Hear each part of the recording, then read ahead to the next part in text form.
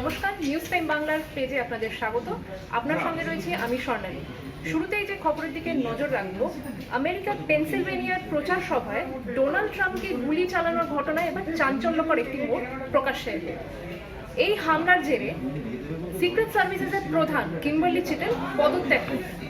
গত সোমবার মার্কিন কংগ্রেসের সামনে তিনি তার নিজের ব্যর্থতার কথা স্বীকার করেন। তিনি জানালেন, নিরাপত্তার বিষয়ে যে সকল ব্যর্থতা হয়ে থাকছে সেই ব্যর্থতার দায় তিনি সম্পূর্ণভাবে নিজের কাঁধে নিয়ে নেবেন। ইনফ্যাক্ট গত 13ই জুলাই, আপনারা সকলেই জানেন, গত 13ই জুলাই প্রচার সমাবেশে ডোনাল্ড ট্রাম্পের ওপর গুলি চালানোর হামলা হয়।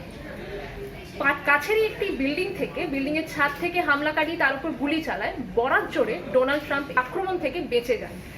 গুলি তার ডান কান ছুঁয়ে বেরিয়ে যায় আর আহত অবস্থায়, রক্তাক্ত অবস্থায় মঞ্চে বসে পড়েন ডোনাল্ড ট্রাম্প।